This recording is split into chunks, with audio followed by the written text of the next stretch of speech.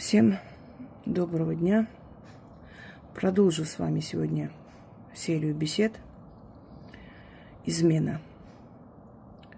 Поскольку мне часто пишут люди, женщины в основном, о соперницах, о том, как быть. Некоторые даже вернуть хотят свою боль. Это возможно понять. Когда у человека шок, он пытается осознать, он еще не понял, что произошло. Он винит себя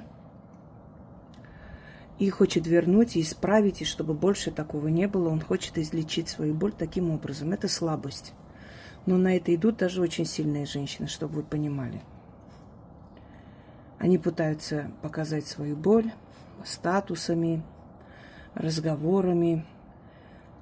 Все время пытаются воззвать к совести, потому что они не хотят смириться с тем, что человек, с которым они жили и которого любили, был способен на такое. Не принимают они эту истину. И поэтому пытаются вернуть и все исправить. Неосознанно они это делают, не понимая, что измена не прощается. Невозможно простить при всем желании. И то, что люди после измены живут вместе, это не значит, что это забыто. Просто есть разные причины тому. Дети, раздел имущества. Смирились, каждый живет своей жизнью, поэтому уже не думают, не говорят об этом. Но это никогда не забывается. Хочу с вами сегодня обсудить эту тему как человек, который тоже проходил такое, как и все люди. Что это такое? Как это возникает? И можно ли верить клятве изменника насчет того, что это последний раз и больше не повторится? Итак, начнем. Давайте для начала обсудим с вами, с кем вообще изменяют мужчины. Но точно не с инопланетными созданиями. Мужчины изменяют с женщинами. С теми же, которые сами проходили эту измену, которые еще пройдут, которые будут орать о своей душевной боли, но не гнушаются, пользуясь ситуацией, пользуясь моментом, получить удовольствие. Это кто? Это подруги, это случайные женщины, это замужние женщины, ищущие приключения, такие же изменницы. Измена ведь только не мужчинам только присущи. Вот эти люди изменяют своим партнерам. Причиняют им ужасную космического масштаба боль. Но при всем этом очень боятся быть преданные сами. Потому что понимают, что эту боль заглушить чем-либо невозможно. Следовательно, чтобы на Земле прекратились измены, нужно, чтобы каждый человек для себя твердо решил: я никогда не буду изменять и никогда не стану поводом для измены. Я честно скажу, что больше не люблю, и я хочу найти другого партнера, жить другой жизнью, с тобой не хочу, и честно уйду. Через некоторое время, может быть, у меня кто-то появится. Это не измена, это желание уйти, начать новую жизнь. Каждый человек имеет на это право. Мы не живем в Средневековье, когда церковь категорически не разрешала разводы, когда люди были вынуждены жить вместе по тем или иным причинам. И поэтому, не имея другого выхода, богатые люди держали фаворитов. И насколько у них статус был высокий, настолько им прощалось. А бедные люди встречались тайно, влюблялись. И если это разоблачалось, то это был скандал, смерть, казнь и так далее. Мы, слава богам, уже намного ушли вперед с тех времен. И сейчас есть возможность разводиться и жить новой жизнью. Не любишь человека, неприятно с этим человеком, не хочешь делить с ним ложе, не хочешь делить с ним обязанности в этой жизни. Даже если у вас есть дети и общее имущество, зачем себя насиловать?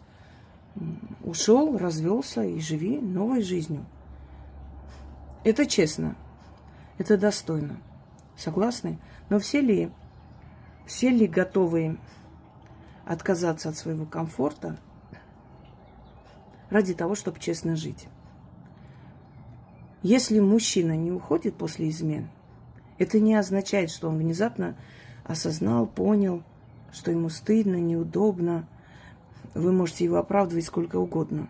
Есть одно но. Мужчины не любят менять место обитания, они не любят с нуля начинать налаживать быт.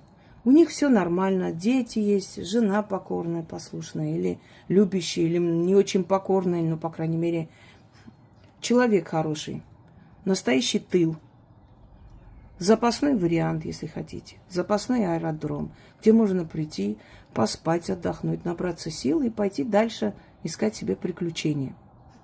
И поэтому он ничего менять не будет. Он будет любовнице или там другим бабам чесать, что вот бедная жена, она там умрет, покончит с собой, она болеет, мы с ней не спим. Самое смешное вот это вот, во что верят вот придурковатые женщины, что они живут, не спят. И бывает и такое, что действительно мужчина не спит, не уделяет внимания, поэтому дома агрессия, поэтому дома скандалы, потому что жена это чувствует, она понимает, что он это получает в другом месте, и ей обидно, хоть он и не признается до последнего, но в любом случае все слишком прозрачно. Первое, что я хочу вам сказать, что человек, мужчина, женщина, неважно, человек, который один раз переступил красную линию, он будет изменять всю жизнь. И это иллюзия по поводу того, что вот теперь-то он больше этого не сделает. Он мне поклялся детьми, обещал, он мне дал слово, честно-причестно, начал за мной ухаживать. Да, он будет это делать, потому что он комфорт терять не хочет, он ради этого готов немного пожертвовать своим временем, чтобы дальше обеспечить себе тыл. Значит, это все равно, что зависимость. Если человек испытал удовольствие с разными людьми, это не до брака, не до брачные отношения. В жизни может всякое быть, люди могут встречаться, расходиться, может у них не получаться, это другое. Но когда он живет с партнером, особенно живет много лет, и он переступает эту красную линию и начинает получать удовольствие с разными женщинами, он никогда в жизни это не оставит. С кем-то будет встречаться несколько раз, с кем-то несколько лет, может быть, несколько месяцев. В кого-то влюбится, и женщина почувствует, как он начал грубить, как он не просто уже безразличен, он еще и мерзко себя ведет.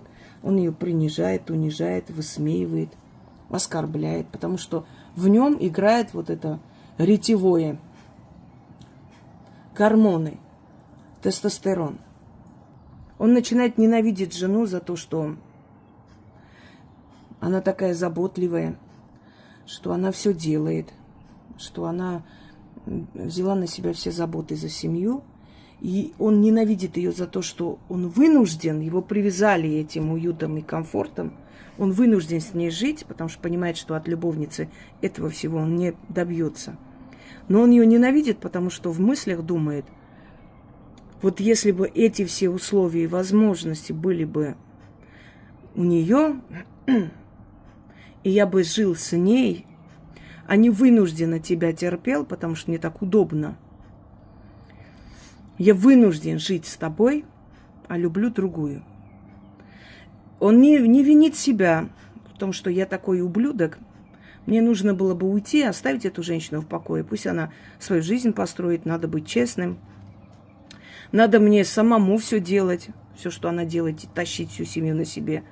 И тогда жить с кем я хочу. Нет, он не так думает. Он ненавидит эту женщину за то, что с ней удобно и хорошо, но что она не та. Не вынужден из-за комфорта с тобой жить. И женщина это чувствует. Начинается принижение, начинается постоянная критика, обнуление. Это не так стоит, это не так, ты не так смотришь. Такой мужчина никогда с вами никуда не выйдет гулять. Ему просто неинтересно, он совершенно не беспокоится насчет того, вы счастливы или нет. Такой мужчина не будет вас слушать, когда вы о чем-то рассказываете, такая увлеченная, веселая. Вы смотрите, что у него пустой взгляд. Он то в телефоне, он то смотрит в сторону, у него свои мысли. В какой-то момент вы можете спросить, ты меня хоть слышишь, нет? Ну да, слышу, но я эту историю уже 100 раз слышала. Ну что ты каждый раз одно и то же мне рассказываешь? Зачем мне это надо вообще? Он никогда не будет решать ваши проблемы. Он будет появляться тогда, когда ему нужно от вас что-то, чтобы вы решили какую-то проблему. Ну, денег дали, позвонили куда-то, пошли что-то купили, принесли, потому что он себя плохо чувствует. Вот такие моменты. Вы для них тот самый гастарбайтер, которого можно отправлять за сигаретами, за водкой и так далее.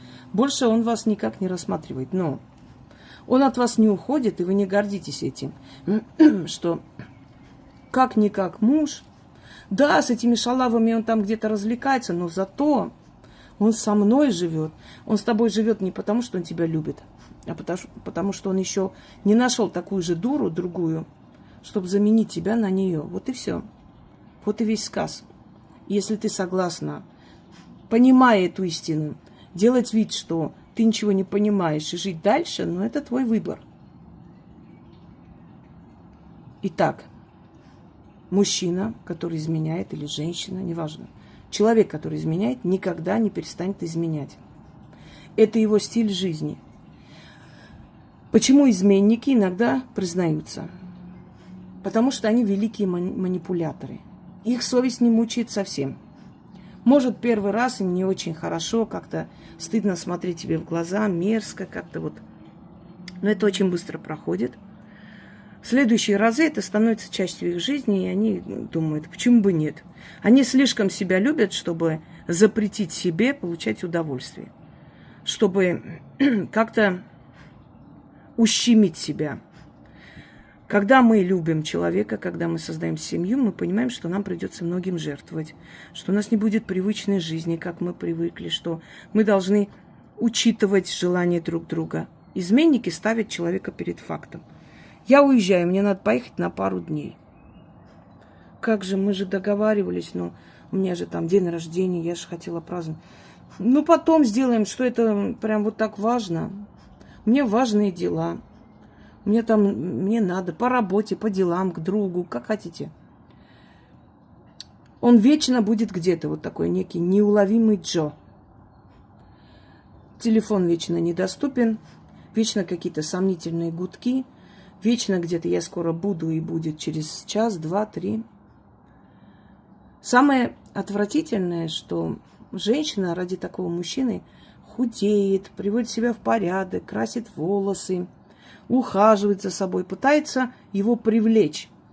Она винит себя в том, что она перестала быть интересной.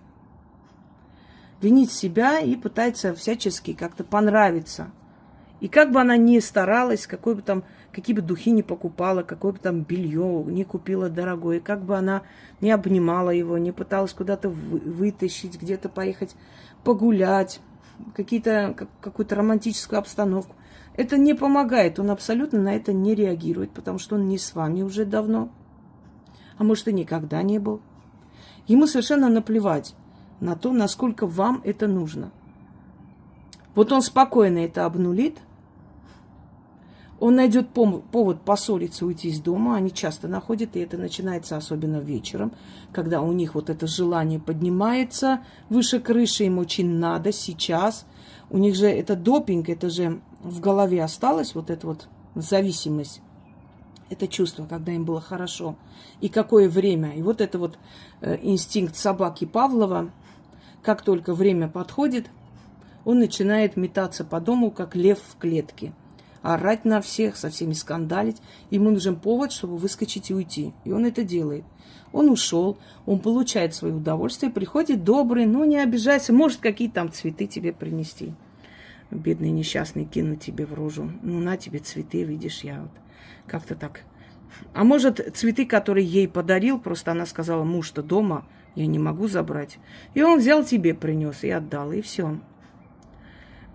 И самое оскорбительное для женщины – это то, что то удовольствие, на которое она рассчитывает и имеет право как супруга, потому что она для него делает все, чтобы он жил комфортно и хорошо, что вот это удовольствие получает другая, получает незаслуженно.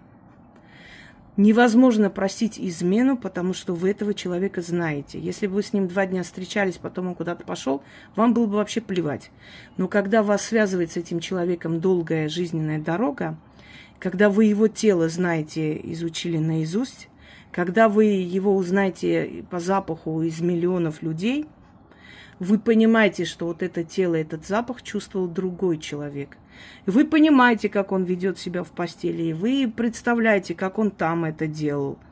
Вы это ощущаете, чувствуете, это перед глазами, это никогда не уйдет. И чем дольше длится, потому что наоборот, вначале человек готов простить, понять, потому что у него стресс. Моментально он не ожидал это услышать. Он это понимал, чувствовал, но не хотел в это верить. До последнего себя обманывал. И когда ему это сказали, и сказали не для того, чтобы облегчить совесть, а чтобы унизить, что ты никакая, а есть женщины вот такие вот. И когда этот момент болючий наступает, женщина, наоборот, в эти первые дни готова простить, поговорить, найти какой-то выход, увидеть причину в себе.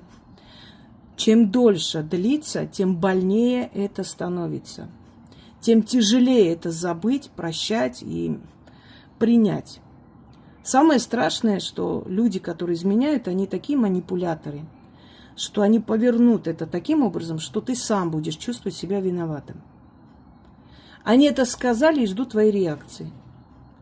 Если реакция последовала агрессивная, конечно, вы сначала нападаете, потом вам становится тяжело, вы начинаете принимать это, потом вы смиряетесь, что это истина, и надо с этим жить, что-то сделать, или уйти, или дальше жить, или что делать. И вдруг вы видите, что им настолько все равно, и это вас начинает возмущать. Как, тебе не больно, ты это сделал, и как будто бы ты такой святой и чистый. И когда ты начинаешь с ним выяснять эти отношения, он начинает на тебя это все сваливать. Почему изменник это говорит? Он говорит это для того, чтобы освободить себя от стресса.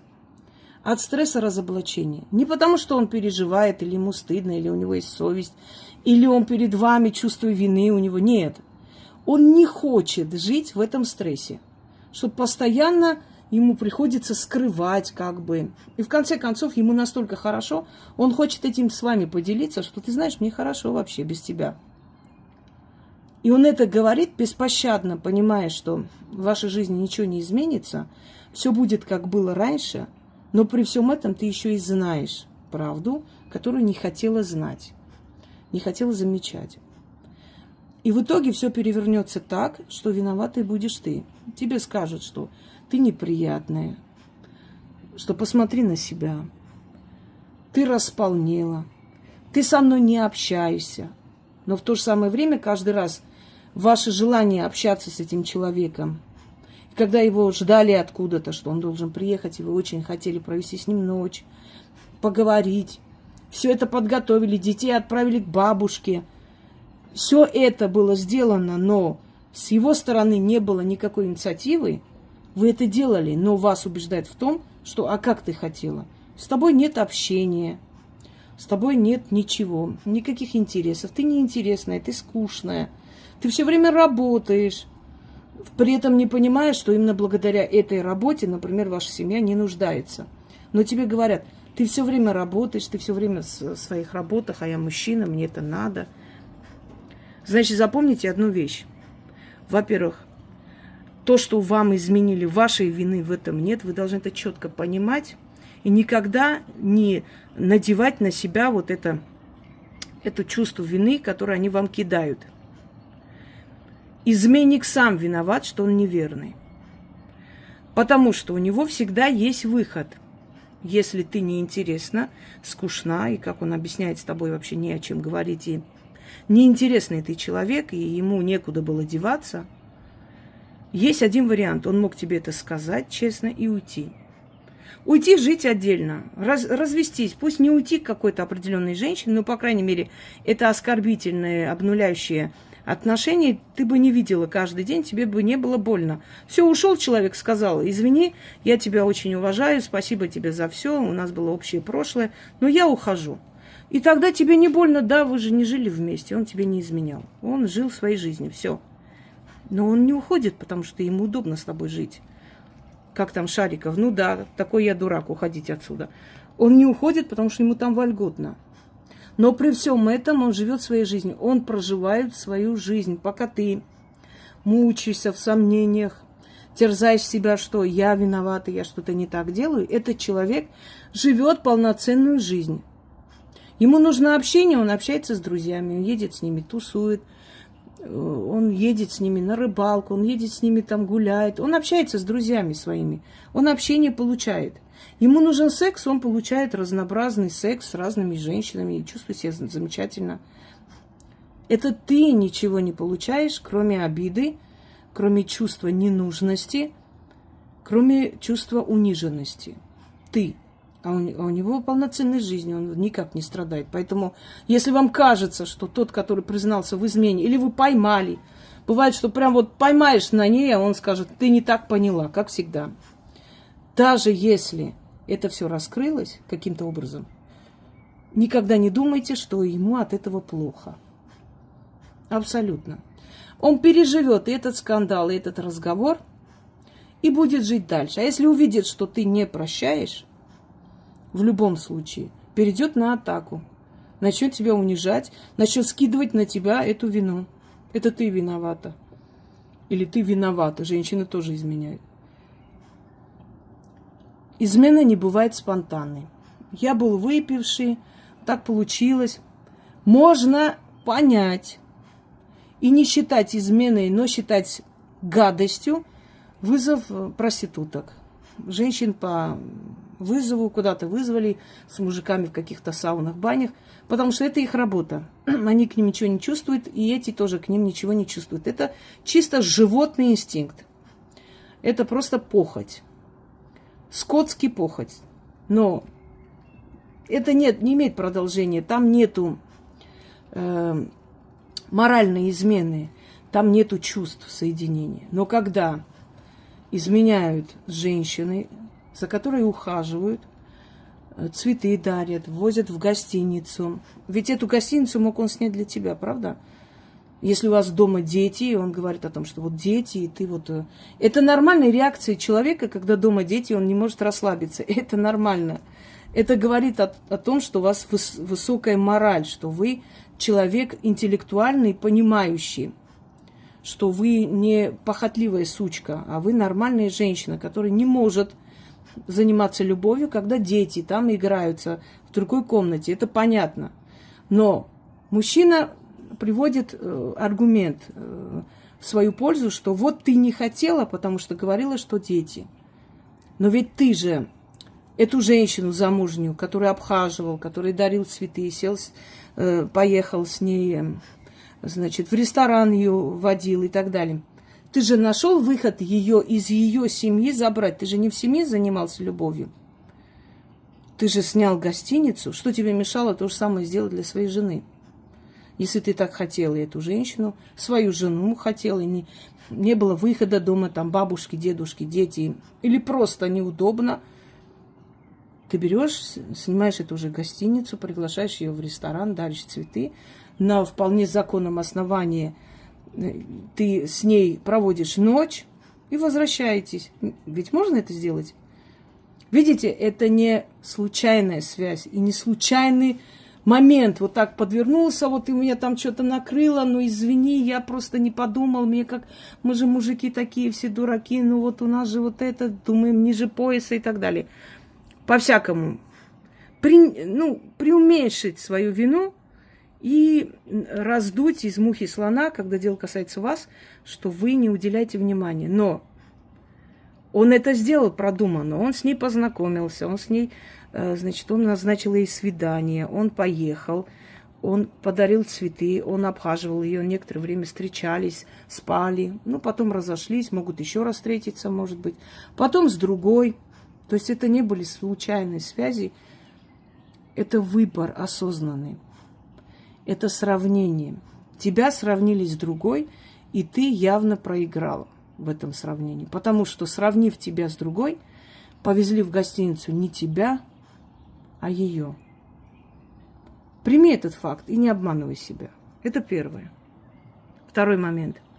Это очень жгучая боль, потому что ощущение, что тебя обокрали.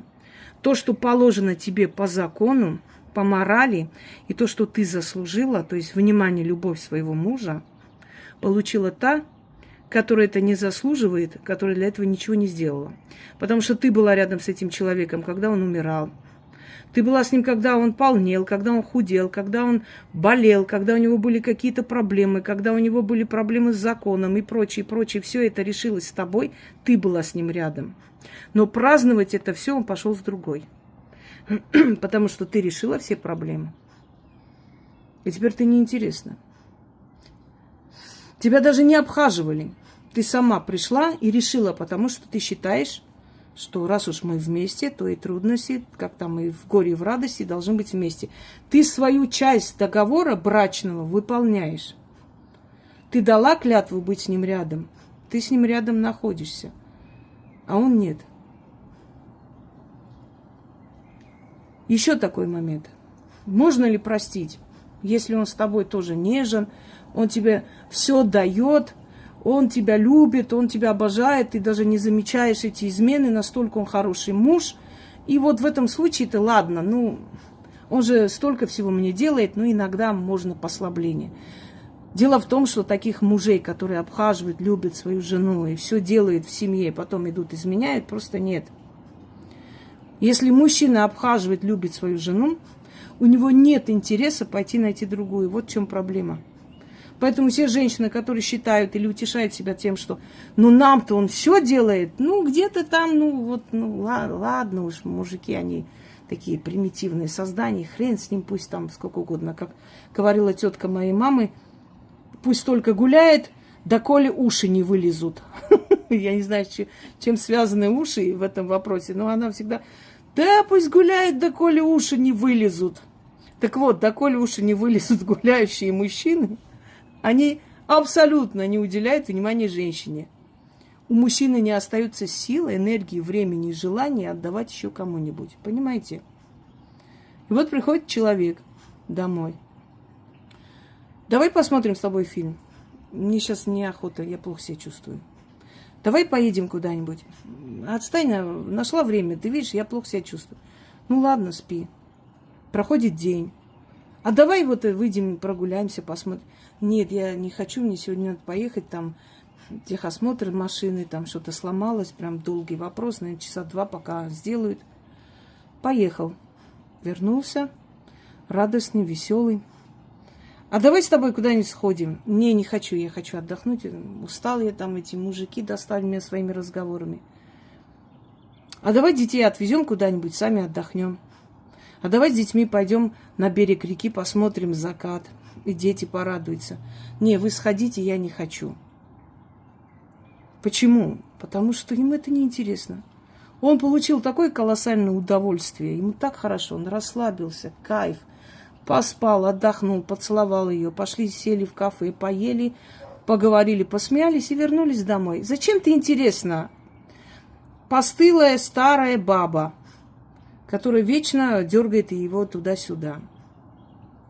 И вот когда ты садишься и осознаешь, и представляешь эти сцены, и никогда не верьте мужикам, которые говорят, да, я с ней там был, но я ее не обнимал, не ласкал, не целовал, я говорил, что я свою жену люблю. Просто, друзья мои, это чушь собачья. У мужчины есть потребность целовать, обнимать, ласкать женское тело. Иначе ему нет смысла с ней спать. И вот эти сказки придумывают для дурочек, чтобы утешить тебя, мол, да, я с ней был, но я не перешел, это не измена, это просто физические потребности, я удовлетворил, и все. У меня не было там дальше ничего такого. Я говорил, что я свою жену люблю. И когда женщина, помимо этой сцены, еще представляет, как смеялась в душе и издевалась та баба над ней, над курицей, которая сидит дома и не знает, что ее мужик со мной развлекается, и как она получала этот кайф, внутри думая, вот так тебе. Это мой мужчина, он со мной спит, и пошла бы ты, дура старая, курица и прочее. И ты понимаешь, что над тобой посмеялись, над тобой поиздевались. И теперь сидят и говорят, что с тобой живу, значит, тебя люблю. Знаете, старый диван не выкидывают не потому, что любят его, а потому что он удобный просто, к нему привыкли. Он мягкий, он еще не потерял полностью все свои, скажем, особенности. Он еще может послужить. И, как говорят на Кавказе, на осле катаются до тех пор, пока не найдут лошадь. Вот и тот самый осел, на котором катаются, или ты та самая ослица, на которой будут кататься, пока не найдут лошадь. Вариант получше. Бывает, что мужчины влюбляются, уходят, через некоторое время понимают, что там нужно обеспечивать, там нужно работать, и она не будет сидеть и там. Это когда она любовница, она вся такая любезная, одетая, красивая. Но потом, когда люди вместе живут, она растрепанная, он в семейных трусах и тапочках. Все, вся романтика пропадает. И тут, оказывается, надо работать, надо содержать, надо о детях заботиться. Ну ладно, дети там с матерью остаются. Ну, что-то надо в жизни делать, а так не хочется. Так было хорошо с этой ослицей. Она спокойно работала, а я все осознал, я понял. Давай сойдемся. Если вы готовы каждый раз испытать эту боль, то вперед из песни. Каждая женщина и каждый мужчина, каждый человек по-своему переносит боль от измены. Но всем больно. И все не могут забыть и простить. Есть общие моменты, которые я перечислила. Но есть и такие моменты, когда у человека крышу сносит. Люди идут на убийство, люди идут на самоубийство, люди сходят с ума, люди спиваются из-за этой измены, не могут прийти в себя. У них опускаются руки, у них обгаженная душа, они чувствуют, как будто в их душе так насрали, как в общественном туалете, что над ними смеялись. Теперь каждый уход из дома на 5 минут она будет расценивать как измену, и чаще всего она будет права. Ужасающая боль, депрессия, когда человек идет по улице, и вдруг ему хочется куда-нибудь за угол свернуть, где-нибудь в этих деревьях, то есть запутаться, закрыться, прижать платок и зарыдать. Вот такая боль. Очень страшная боль. И чаще всего, когда человек уединяется, он старается отвлечься на детей, на работу, делами занимается. Вроде бы думает, я справилась. Вот, все, мне не больно, все хорошо, мне уже отлично. Потом ночью, когда остается сама собой, начинает крутить в голове, вспоминает, представляет эти сцены, представляет, как она ждала в этот день, а он с ней развлекался в этот момент. Невыносимо становится жить. И опускаются руки. И самое смешное, женщина в этот момент в порыве злости хочет найти все, что связано с ним, сжечь, уничтожить, разорвать, выкинуть. И она понимает, друзья мои, к своему стыду и ужасу, что с этим человеком ничего общего у них не было, что ее не было в его жизни. Она открывает фотографии, там везде он сфотографирован с друзьями, развлекается в бане, в сауне, еще где-нибудь. Она не может найти общих фотографий, потому что они не проводили вместе время. Она не может вспомнить, нет у них общих воспоминаний. Она не может найти от него никакие подарки, чтобы в злости выкинуть, потому что нет никаких подарков от него. И она тогда осознает, что с этим человеком ничего общего у них, оказывается, и не было. Он просто жил там, где ему было удобно жить. Это его гостиница, куда он приходит, набирается сил, успокаивается, идет дальше получать удовольствие, жить своей полноценной жизнью. В то время, когда ты умираешь, когда ты очень несчастна, когда ты одинока, когда у тебя в душе пустота. Вот что такое измена. Человек, который один раз изменил, будет изменять всю жизнь. Готовы с этим смиряться? Ваше право. Человек, который изменил, он вас не любил. Человек, который изменил, сделал это не спонтанно, не случайно, а продуманно. Это его выбор. Он сравнил тебя с кем-то, и ты проиграла. Потому что провел он свое время не с тобой, а с другой. И много-много факторов, которые я перечислила. Так что думайте об этом. Лучше один раз с мясом оторвать, разрыдаться, заплакать и успокоиться, чем всю свою жизнь чувствовать себя дерьмом. Знаете такое выражение? Ни одна хорошая баба еще не пропала. А еще есть другое выражение. Женщина поплачет и забудет, мужик погуляет и вспомнит. Вот так происходит. Всем удачи!